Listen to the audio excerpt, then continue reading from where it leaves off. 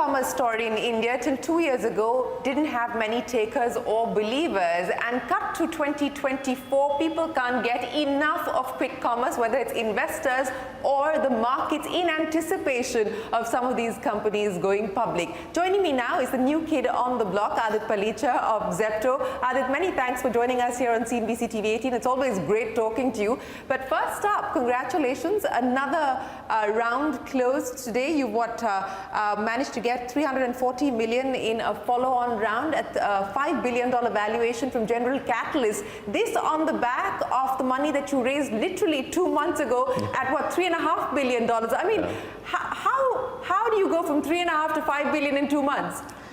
Firstly, Shereen, it's wonderful to be here. Thanks for having me, and it's wonderful talking to you always. On the round, so simple philosophy on this financing, right? We obviously raised quite a bit of capital. We're a well-capitalized company, but what I say internally is that the #1 rule of life is if you've got high-quality partners on the table and good capital, you should always take it. And we couldn't be more thrilled to have General Catalyst on board. They are a legendary Silicon Valley investor. This is their first large investment in India since they integrated with venture capitalists and brought Neeraj Arora on board. Yeah. So we're super excited. And Neeraj has been a personal investor in the company since our seed stage days. In terms of how we went from like 3.6 to 4.95-ish over the past 2 months. I mean, look, the company is growing pretty fast, right? So we've grown in that 60-day period since our last financing. We've grown about 20%. Obviously, we're launching a lot more stores, and you might have seen some of the work that we're doing. We launched Nasik, Ahmedabad, Chandigarh. And I think the inflection point is becoming clearer and clearer to the market. And the downside is largely protected for because, like I mentioned last time, we've got 70% of our stores fully EBITDA and free cash flow positive, turning profitable faster and faster. And when investors saw the downside was protected for and the business was inflecting, it just made for exciting assets. So that's why we got here. So you said that this round is really another exercise in strengthening the balance sheet pre-IPO. Yeah. And of course, when we last spoke, you talked about the possibility of an IPO in 2026. Yes. So you said you're well capitalized. Are you looking for more funds at this point in time, or this is it for now? Look, for now, we're not actively looking for capital, even for. But if some comes your way, you're open to that. No, look, I would say that, like I mentioned, it really depends on who the partner is, what the reasoning is, where we are at the stage of the company. See, what I'm most sensitive to today is all these financings, especially as a private company, are largely an execution distraction for management, right? And so the reason why we took this capital is because it was very quick. Diligence was already done. I doubt that there would already be a very quick amount of capital we pick up after this. So if anything even takes a remote amount of management distraction at this phase of the journey, it's not really worth it. So I would say that the likelihood that we raise more capital in the imminent future is unlikely, but you never know, right? But you've raised what, over 1.2 billion in the past year and a half? That's right, yeah. And I think it's only PhonePe that's come close to that number in terms of fundraise in the same period. So what does this mean now in terms of expansion? What does it mean in terms of aspiration to move beyond the cities that you currently operate in and expand the dark store network as well as more categories to get into? Absolutely. So we are expanding. Like I mentioned last time, we're launching a few hundred stores, across the next couple of months in, not just existing cities in the metro cities, but even in tier 2, tier 3 cities. And just to give you an anecdote, right? We launched Nasik last month, right? Nasik is not known to be anywhere close to a metro in terms of a market. Yeah. The stores that we launched there have hit 1,000 orders per day in 6 weeks. It's the fastest that we've ever been able to achieve that. Mumbai, Bangalore, Delhi took 3-4 months to hit 1,000 orders per day. Nasik is coming in 6-7 weeks. And the insight really for tier 2 and tier 3 markets is that customers are underserved. There are no real quality online or offline options for them in terms of price, selection, and quality. And obviously, you're giving them convenience. But when we go into these tier 2, tier 3 markets, customers come and tell us that, hey, I actually couldn't find this selection anywhere else, right? Or I couldn't find this quality control anywhere else. And so we think we have an even stronger value prop in those markets and the cost. So is that going to now be a priority and a focus in terms of expansion? Because as you said, these are underserved markets, and perhaps with the kind of growth that you've seen in Nasik, for instance, is it changing your mix in terms of prioritization? Absolutely. So we plan to launch, the idea is to launch at least a dozen cities over the next 2 quarters. And then we'll expand from there. But right now we've got visibility launching a dozen cities, and that includes Ahmedabads, Chandigarhs, Kanpurs of the world, the Vizags of the world, the Indores of the world. So all of that we're launching over the next 2 quarters, and we'll expand from there. But absolutely, so one, we are expanding geographically. 2, in terms of new categories, I'm glad you brought that up, because today one of the big things that even for this financing that really got investors excited is that we launched a bunch of new categories last quarter. We're talking about consumer electronics, general merchandise, high utility apparel, and even beauty and cosmetics, right? And so we launched all those 4 categories. Effectively in the first quarter since launch, it's already doing today, the run rate is well over 1,200 crores of scale, right? Annualized, obviously. But in the first 4 or 5 months of launching a category, you get to 1,200 crores of scale and growing 15-18% month on month. It's an unbelievable like a vote of confidence in the product market fit. So we're very excited about that as well. I'll talk to you about deepening the product pipeline in just a second, but I want to pick up on what you just said. And I can't remember if it was you or somebody else within the quick commerce community who talked about the fact that what's happening in quick commerce today is what happened with Flipkart and Amazon when they took off, when they really sort of hit that sweet spot as far as the market is concerned. But what was the expectation with quick commerce was that it was going to be low value, low ticket size transactions. Nobody expected that you guys would be delivering on electronics, cosmetics, and so on and so forth. So the lines between e-commerce and quick commerce, where do you draw those? It's a great question. Look, and I think the candid reality is that we're still figuring out the answer to that question. I think our entire philosophy on selection expansion is what are customers asking, right, for us to deliver. And we can see that in our search data, we can see that in our browse data, we can see that in the feedbacks, and obviously we can see that in one-to-one conversations. But today all the categories we're launching are coming data-driven, what customers expect on the platform. And what I'll tell you, Shereen, that's interesting is that expectation is evolving over time, right? So if you asked me 24 months ago, or just when you're starting 18 months ago, were people searching for Bose earphones, or were people searching for, let's say, Lakme products? The answer is no. But over time, as people got habituated with the service, they actually started expanding their universe of what they search for and hope for on the platform. So I think it's impossible to tell, right, how many more categories customers will ask for us. But if I had to think about it first principles, I think there are certain very high consideration categories that we don't have product market fit in, and we would not be interested in doing. Like what? Like smartphones, right? Or for example, high value electronics. Or for example, long tail fashion, right, or furniture, categories like that. And so those categories I'd expect, it's not a binary 0 or 1. I'd expect a lower degree of product market fit versus categories like meat and seafood, like general merchandise, like consumer electronics, and obviously grocery and fresh. So these high consideration, high stakes, high value purchases, that I think we'll have less product market fit in, and we see that in the data. So that obviously is a little bit of a harder line, but in general, consumers are expanding our expectations every day. So, but speaking of consumers expanding your expectations every day, what's the mix currently, grocery and non-grocery for you on Zepto? Without going into the specifics, what I'll tell you is, it depends on how you define grocery and non-grocery, but it's a large chunk. It's over all like the let's say food items, anything that's non-food, non-fresh, non-meat, etc. That would be about 25-30% plus of the platform in that zone. Again, very, very broad number. But it's growing, like I mentioned, especially these new categories are growing further, and we're trying to figure out, are there more use cases beyond these 4 categories? So for example, we're going deep into meat and seafood as a category, right? But that's obviously, a category that hasn't really been cracked yet in the country. I'll get to what next on the private label side, so to speak, but I just want to build on, the skepticism with respect to quick commerce was that, look, how are you going to do this? How will the unit economics work? And what's happening today is that it has taken off. There is a clear consumer buy-in, and you just pointed out that at a store level, you're pretty much at break even at this point in time, and that's the kind of numbers that Blinkit is delivering on as well. In fact, it's expected to be the next big thing after Zomato. It certainly got the government looking at you guys. You've got the Traders Association saying this needs to be regulated, it's hurting the small stores, it's hurting the Kirana stores. The commerce ministers come out and said, look, we cannot take pride in the growth in e-commerce, we have to ensure that it's a level playing field. Does that concern you? So I'll give you a little bit of a long answer, Shereen, if you'll allow me, right? The way that we look at it today is, grocery and household essentials in India, depends on what categories you include, don't include. It's about 650 billion FY23, growing 9% CAGR. By FY29, it becomes 850 billion, right? $200 billion of just incremental consumption. Now, imagine for a moment, just like a fantasy, right? We build a business double the size of Flipkart and Amazon, talking about 30 billion in GMV, right? even if you build a business like that, it is 1/6 of the incremental consumption from FY23 to FY29, right? So our simple answer to that is everybody's going to grow, right? In this, like, modern trade is going to grow, e-commerce is going to grow, quick commerce is going to grow, kirana stores are going to grow.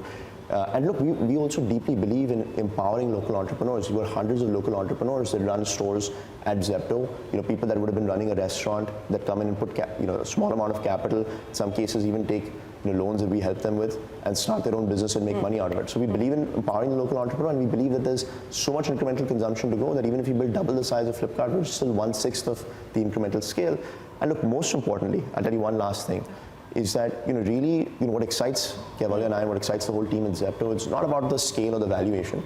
I think if we can build a truly exceptional internet company in India that can be benchmarked to the Mercado Libres, the Coupangs, the Nubanks of the world, the Ubers of the world, the Airbnbs of the world, even in China, the Meituans of the world, the Pinduoduos of the world. We build, let's say, a $70-80 billion company that's generating $1 billion of free cash flow. If we could do that, it's going to be a huge moment in the internet ecosystem. It'll be a Flipkart moment times 2. If investors see that you can create this much scale and $1 billion plus of FCF, what you're going to see is financing in this country will 20x in private markets. You'll have, forget about the tens of millions of middle to lower class jobs. You'll have millions of high quality engineering, product manager, data science jobs. And we think we just need to, today the city of Shanghai has got a bigger internet ecosystem than India times 10, plus. And that's not even the biggest city for internet in China. So there's so much growth for the internet ecosystem. We think if we nail it, and there are a couple other companies that could nail it, we could just revitalize the entire ecosystem. And so that's what we're trying to do. And so I get the fact that you believe that the opportunity for growth and the headroom for growth is enormous from here. But let me talk specifically about the concerns that have been raised. And I would imagine that the government at some point will perhaps reach out to you guys, for consultations, or perhaps not, I don't know. Some of the concerns are that, look, you're being able to offer discounts, and that's putting the kirana store at a disadvantage, that you're bypassing the aggregators and the sort of distributors and dealing with the FMCG companies directly. I mean, how do you respond to that? And if there were to be any intervention on some of these issues, how's that likely to impact you? So two things, right? Like I mentioned, one, we are effectively running a marketplace. We've got a couple hundred partners. And what we're doing is not really new, right? Like if you look at modern trade, e-commerce, etc., it's all pretty much the same in terms of the back-end supply chain. So I don't think it's unique to us really, like that problem statement.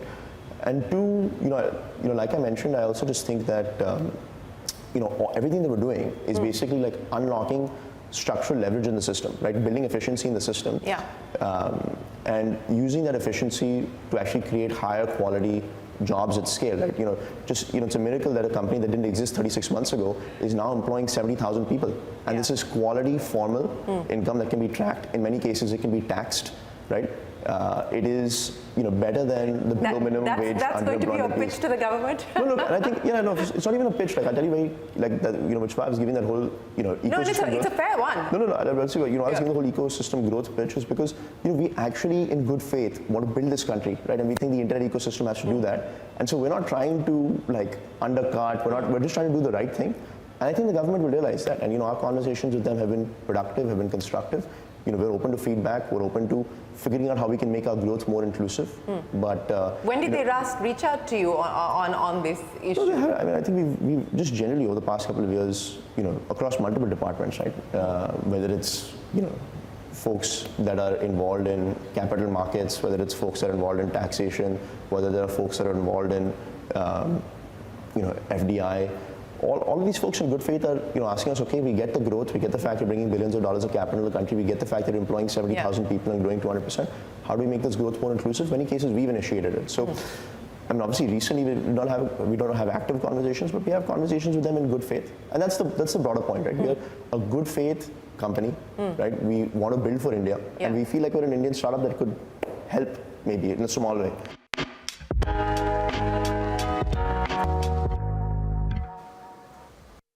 Now I want to talk about the competitive landscape.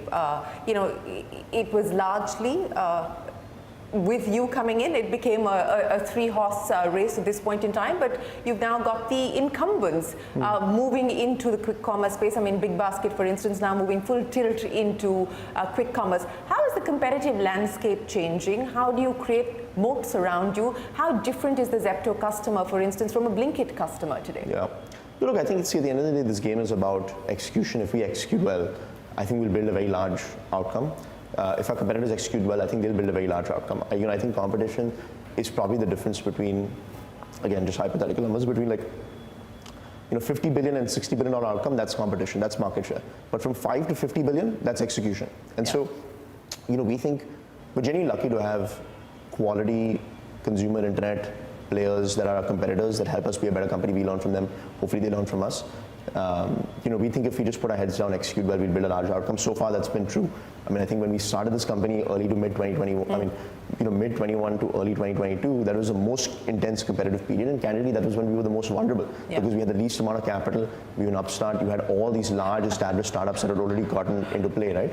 But our philosophy then, and as our philosophy is now, is listen, just be heads down, execute well. The outcome will be good if you do that. And do you feel less of an upstart today? No, I think it's a good question, but I think right now we're still operating like a 0 to 1 startup. What I tell the Zepto team every day is that we have not made it, right? Like we are not a $5 billion company. We're a $50 billion company in the making if we don't mess it up. That's a simple thought process. And that's what I want to talk to you about. And this takes me back to a conversation that I was having with Sameer Nigam at PhonePe, and he was talking about building and execution and scale, and the silly stuff, in his words, that sometimes we've seen people do. What is the silly stuff that you are mindful of, that you are avoiding, or you have managed to avoid? Yeah. And what's the non-negotiables that has to be done? 100%. And Shereen, I think the silly stuff is essentially allocating capital in low ROI or zero ROI ways, right? Essentially, my job is like an investor, I'm a capital allocator, right? And so my job is to, allocate capital to wherever I see, rigorous paybacks and ROI. And let's say, you launch like 500 markets randomly, right? And like 300 of them are unviable, right? And that's just like capital wasted, there's zero ROI in that capital. Or for example, if you launch a new business, hastily, you end up sort of blowing up that capital, right? Or if you just go, give 100% of your customer base just like crazy discounts, all that is just like wasted capital because you're not going to get ROI on that over the long term, compounding ROI.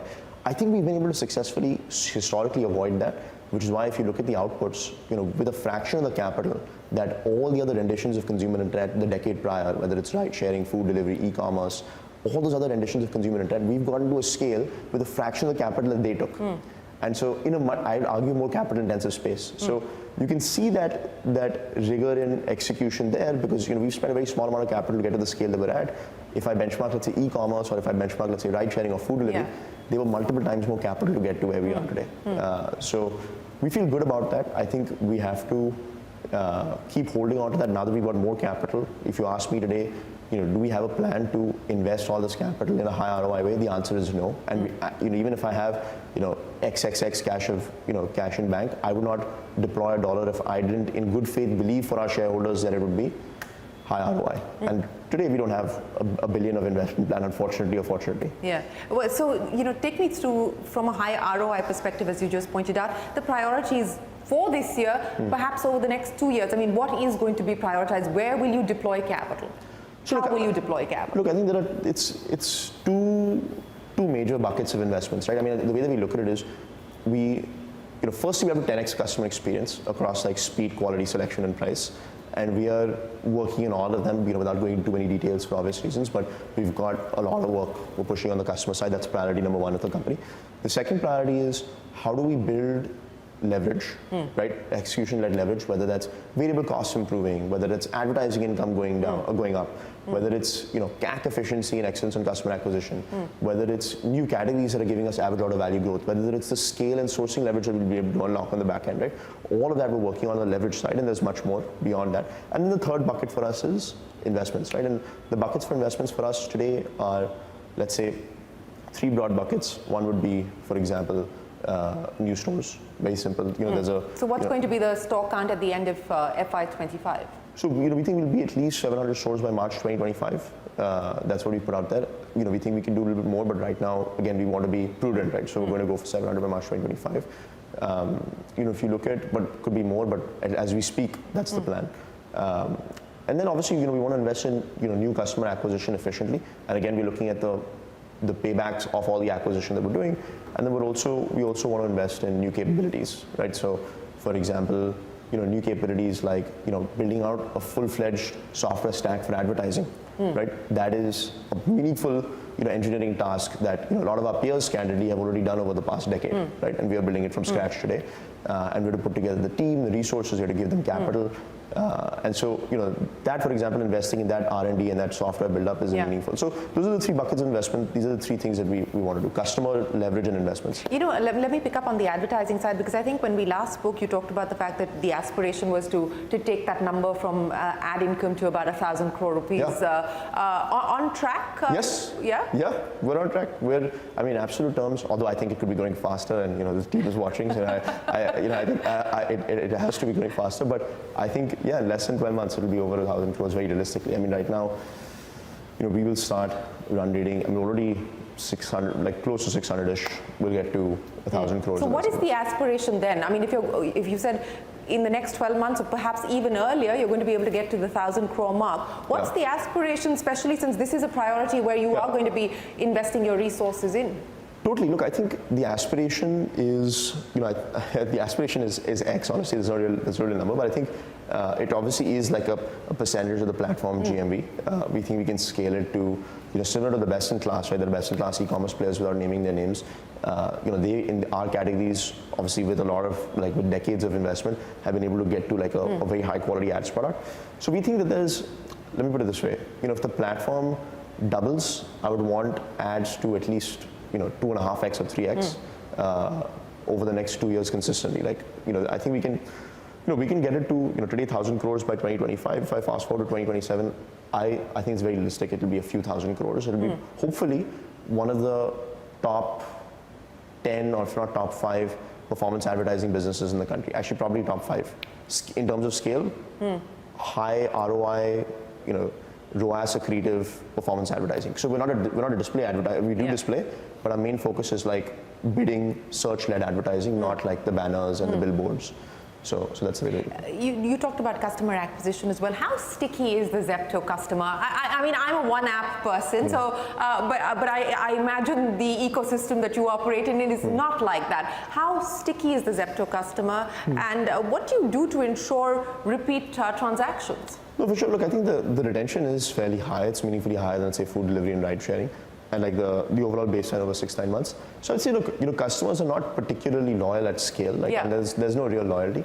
It's about who gives the best customer experience on the field on that day. If you consistently get a bad experience on, let's say, X player, you move to Zepto. The vice versa is also true. If you have consistently bad experience in Zepto, you move to the other player. Which is why we just focus on our customer experience metrics. And historically, we had to take very tough calls. We were sitting in 2020 to 2023, candidly on the verge of death, right? Capital was not capital efficiency was not an intellectual a goal. It was a life or death constraint. And so we had to really constrain ourselves, and there was lots of things that we had to do just to keep customer experience at a decent place while we could capitalize the company. And we did that, and I think now we are really investing in customer experience. So the store launches that we're doing, you'll see meaningful reductions in delivery times because we're densifying our network.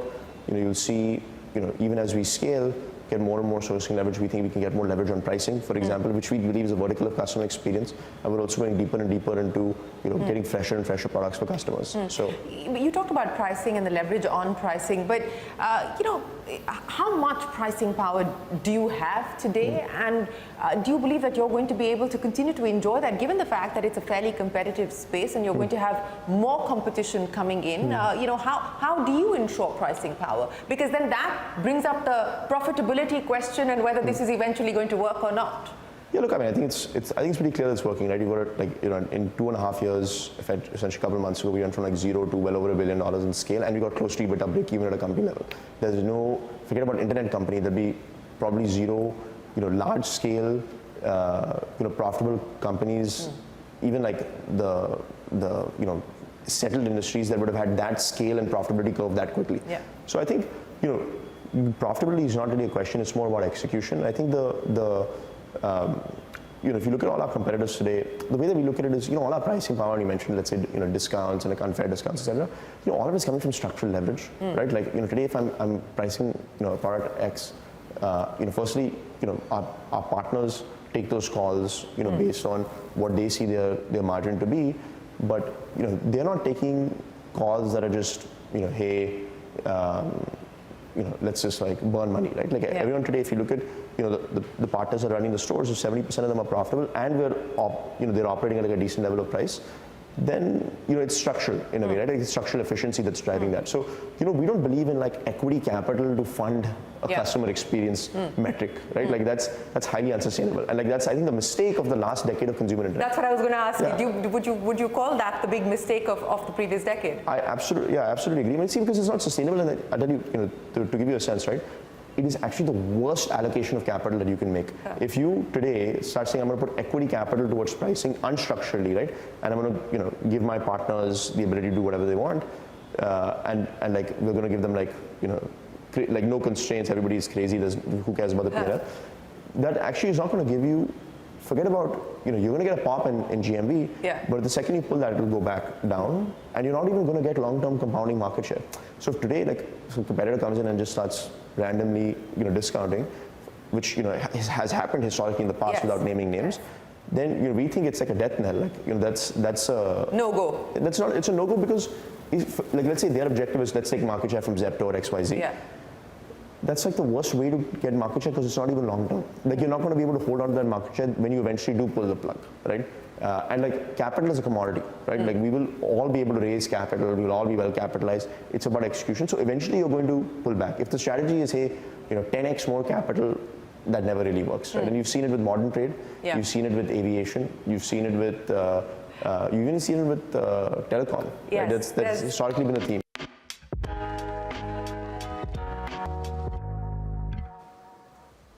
How IPO ready do you feel today? And what are going to be the next sort of pieces that you focus on before you actually get ready to file the DRHP? Yeah, so I think we've been lucky to have like an exceptional CFO and finance team, and I think we were joking with the team the other day.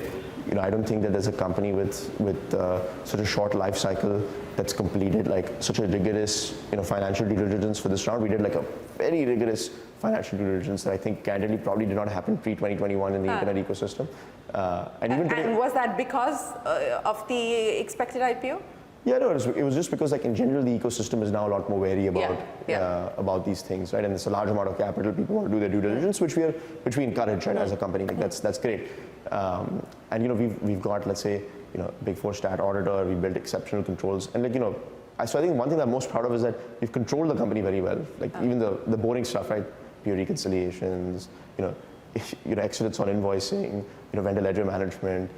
Inventory controls, all of that, we've been able to build depth on. But I think so that's one. I think we're pretty close to being, from a controllership perspective, like a decently well-run public company.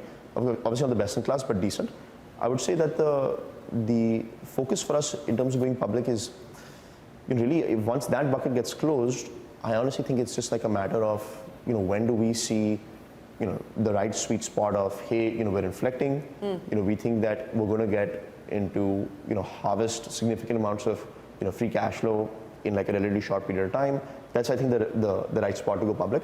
And look, it's a commercial strategic call. Yeah. I think that happens in, probably sooner than even I anticipated. Yeah. And, we're a fast company, so we take a call to go public, we go public very quickly. But yeah, I think 2026, potentially even late 2025 is a realistic timeline, and our focus would be build excellence on controls and make sure that you have a high, it's not about profitability today, it's about, do you have, because, break-even-ish is not what people are betting on. They're betting on, can you generate 300, 400, 500 million dollars of free cash flow in like a reasonable period of time. And so once we see that inflection point, we'll say, I know you're doing the rounds of the investor conferences, Aadit, at Goldman Sachs, Motilal Oswal. What are the questions that they're asking you? Are they excited about the anticipated IPO? Look, I think, fortunately there is excitement. I think, obviously the public guys have less detail on our bottoms-up numbers versus the private guys do. I think, one thing I'd say for sure is that, meeting the ecosystem 2021 when we were just getting started versus 2024, I feel like there's just a much deeper understanding of what quality internet companies look like and what bad internet companies look like. And the questions that are being asked are much deeper, right? So today you'll have discussions on, okay, if the atomic unit of your business is the store, what's the return on equity mechanics of the store? What's the return on equity mechanics for every customer that you're acquiring? What's the CLTV to CAC on that? So you're having really thoughtful, deep conversations, and we've really been excited about the way that public markets not just like understand our business, and I think obviously they're richly valuing this space, but it's not coming from just like some random thought process, right? It's actually coming from like an understanding of the mechanics of this business financially, but more importantly, the value for customers. And a growing conviction in the fact that this business will actually work and take off, because that wasn't the case 2 years ago. For sure. Look, I think I would say it's half the business model, but also half the execution, right? I think like folks are, there would have been a very real world 2 years ago when people had skepticism on this business model, and it would have failed. Like if we didn't execute, and it's not just Zepto, it's all the players in the space that did well.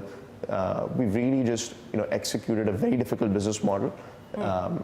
And we're getting rewarded for that. Why do you think that's worked? I mean, of course, the big one is labor, and the fact that we enjoy this significant labor arbitrage. Is that the biggest piece in ensuring that this model works here? It's not really the labor. I mean, if you look at like if you look at all the costs as a percentage of sales, and you allocate like some of the facts that the margins are a little bit lower, it actually like gross margin percent. Like people say, oh, in the West, they've got high labor costs as a percentage of sales. They also have high margins, right? So, FMCG today would be 1.5x higher margins there, right? So it's not really that delta. What actually it's economics and product market fit, and sometimes we miss that in the investor world, is 100% customer backwards, right? We believe in the Amazon principle of, customer value and shareholder value have zero conflict in the long term. Like they're exactly interlined, right? And so, for us, it's really the customer value proposition. I think Indian customers love hyper-local, right? They love the ability, to have flexibility. People have smaller people don't have pantries in India. They've got smaller household sizes. The penetration of four-wheelers is low. People like buying fresh, which is naturally much higher frequency. All of these things mean that versus the West, where you do have more disposable income, larger household sizes, you've got more processed food versus perishable food. All of that means that in India, the product market fit of the customer is so strong. And what does that translate into in terms of economics? And this is the big blind spot. We're in this position today where we do so much throughput per square foot. We do multiple times more throughput per square foot than even the best offline commerce player in the country. That today, rent as a percentage of sales in any of our partner dark stores is sub 1% or 1-ish%, right? If you look at that for offline grocery, that would be like 5x of that, right, as a percentage of sales. And so that's leverage, and that leverage is not coming from me doing something or the team doing something. It's because customers are giving us so much value in ordering that we get that throughput. And so we really focus on the customer product market fit. If you deliver for the customer, they'll reward you somewhere in the P&L always. That's the way that we look at it. Well, speaking of the big changes that have happened for you over the last few years, I mean, I think the Huron rich list is out. And you and Cavalier make it to that list, not as billionaires, but the youngest on that rich list. I mean, as a 21-year-old, how does this fit in your scheme of things in life? Does it make life harder for you? Yeah, look, I think easier? Yeah, look, I mean, I tell you candidly, Shereen, both KV and I, we genuinely, like, at this point, it's really never has been and it never will be about the money. Like, we just love building. Like, we grew up as kids building like silly stuff. You're still a kid. Yes, still a kid, exactly. But as an even younger kid, right, when I was 13, 14, 15, we loved, especially KV, coding, we loved building basic stuff. And we just love what we're doing every day, so we're super excited about it. And look, even to this date, we've not really gone crazy. Like we're not saying, oh, look at us, here we are, we've made it, let's fly first class, all this. We don't do any of that because it's just like, what's the point? Because at the end of the day, like I said, there are two things that get me excited waking up in the morning. One is we are building an awesome product for customers. We have to get better, but we're building an awesome product for customers. And two, we could really actually help the internet ecosystem in India. And I think that's a win-win for everybody, right? And it's not just us, right? It's some of the quality companies you mentioned, like a PhonePe, like a Zomato. All these companies, if we nail it over the next 3-4 years, we need to have like, a China moment in a way, or like a early 2000s US moment where we just like start creating $100 billion companies, $70, $80 billion companies. Not like some big grand, like, silly vision. It's like bottoms up, we can actually build these companies. I think we've got a shot. A couple other companies have a shot. Do you think we're 5 years, 10 years out from that? I think I would say 5 years. I mean, 5 years out from that. Like, if that happens, and I've when raising this round, I've spoken to like very large institutional, public and private investors, and I can tell you all of them are on the cusp of saying that if we see this level of DPI getting created at scale in India, we are all in. Right? Obviously, that's still happening. Obviously, you can see what's happening with FIIs. It's not going great, candidly, right? Yeah. But if they start seeing like, hey, this seems like Alibaba, this seems like Nubank, then they're going to go all in. I mean, you will see the internet ecosystem realistically. If today we've got like 2 million jobs in the startup ecosystem, 1 million jobs, that number will go to like tens of millions without exaggeration. So it's like we feel that, all of us as founders, we should just like leave all the distraction, the money, all of that stuff. It doesn't matter. If we just roll up our sleeves, build it, country will benefit. But does it make it harder to build trust? And I'm not talking about work, but I'm talking about personally, socially. Does it make it harder for a young person like you? Look, I think the good news is that I barely have a social life. I can say the same thing. Is that by choice? Zepto. I'm married to Zepto, right? That's the thinking. And I'm in the office. Do you want to continue that way? Yeah, I do. In the office we're building in Bangalore, I'm gonna just live in the office, like without exaggeration. Get a bed there. Life is going to be good. So no work-life balance for you, huh? No, not for us. I mean, we love what we're doing. Like, it doesn't feel like, it feels like life, right? This, I feel like I am Zepto in a way, right? But yeah, no. So I think, socially, I don't really have a good answer to that question because I've not really gotten there at this phase of life. But personally, I don't think really much has changed. My family still treats me the same way that I am. If my room is a mess, they still give me shit for it and all of that. So it's still the same. Have things changed in the way that investors interact with you, for instance, or just public perception in general? Because people forget you are 21. I mean, has that changed on the back of what you've been able to do with Zepto? I mean, 2 years ago when you walked into a room versus today walking into a room, how does that feel for you?